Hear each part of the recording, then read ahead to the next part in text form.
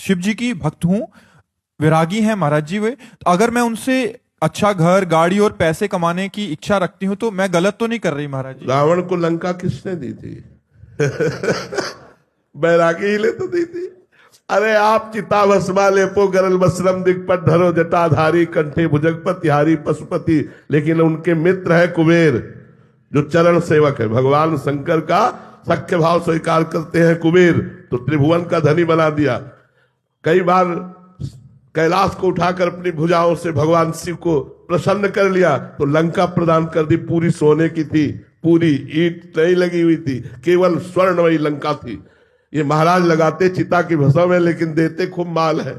आप चिंता मत करो, ये मत समझो कि बट वृक्ष के नीचे रहते हैं, चिता की भस्म लगाते हैं, सर्पों की माला पहनते हैं। इनके पास क्या है? ब्रह्मा भी चरण वंदना करते हैं, सनकादि चरण वंदना करके जिनके सामने बैठते हैं वो भगवान शिव है। आप चिंता न करो कि वो बैरागी हमें कैसे देंगे, वो वही सब वैभव देते हैं, वैभव शिव ही देते हैं।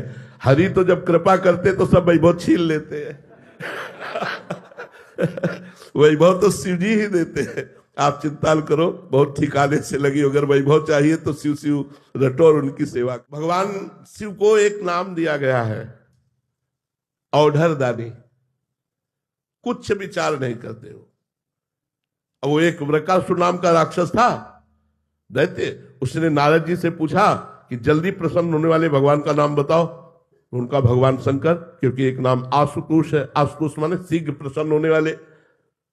अब उसने शुरू की आराधना, अग्नि स्वरूप भगवान शंकर का स्वरूप मान करके अपने शरीर के मांस को चीर करके और स्वाहा बोलने लगा।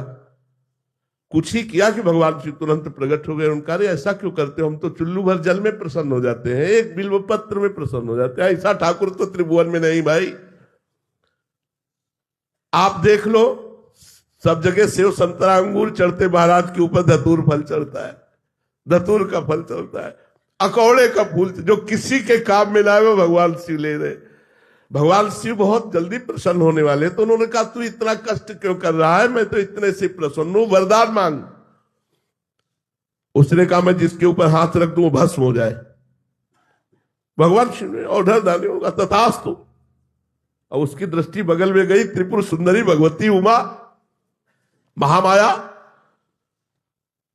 उसने सोचा पहले बाबा के ऊपर हाथ रख के देखे, जिन्होंने हमको वरदान दिया उन्हीं के ऊपर हाथ, और उसकी दृष्टि बदल गई जगदम्बा के प्रति।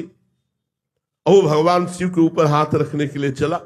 भगवान शिव भागे, अपने ही वरदान से आप भागे। अब वो पीछे वृकासुर लगा, जिसे भस्मासुर कहते हैं, और आगे भगवान शंकर। भगवान शंकर ने कहा ये मायावी है, पिंड तो छोड़ेगा नहीं, चाहे जिस लोक में भाग के जाए। तो अब भगवान श्री कृष्ण को पुकारा कि यार अब इस समस्या में तुम ही समाधान करो, नहीं तो हम फंस गए। भगवान एक ब्रह्मचारी का वेश धारण करके बीच में एकदम आ गए और कहा नमस्कार वृकासुर जी, नमस्कार। इतने प्रेम से नमस्कार कहा कि वो रुक गया। कहा भाई आप कहां दौड़ रहे हैं? बोले शंकर जी के। इनके पीछे क्यों? बोले बात यह कि इन्होंने वरदान दिया है हमको कि जिसके ऊपर हाथ रख दे वो भस्म हो जाएगा, तो मैं इनके ऊपर हाथ रखकर इनको भस्म करके पार्वती को ले लेना चाहता हूं। अरे बोले यार, दक्ष ने श्राप दे दिया है, इनके पास कोई सामर्थ्य नहीं, हाथ रख के देखो अपने ऊपर, अगर झूठ निकले ना दोनों मिलकर जेब रखा बस हो गए। चतुर खिलाड़ी भगवान श्री कृष्ण चंद्रजू ने एक सेकेंड में समस्या का समाधान कर दिया। उसने जो भी ऐसे हाथ रखा वो भस्म हो गया। भगवान शंकर को जाकर के भगवान श्री कृष्ण ने प्रणाम किया, भगवान शिव ने श्री कृष्ण को प्रणाम किया, और भगवान श्री कृष्ण ने कहा जगत गुरु थोड़ा सोच समझ के वरदान दिया करो, ऐसी समस्या में फंस जाते हो। दोनों एक दूसरे को इष्ट मानते हैं। देखो भगवान श्री राम रामेश्वर की स्थापना करके पूजन करते हैं, तो महावीर हनुमान का रूप धारण करके भगवान शंकर 11वें रुद्र का अवतार हनुमान जी राम जी की चरण सेवा करते हैं। तो दोनों परम दानी परम उदार हैं।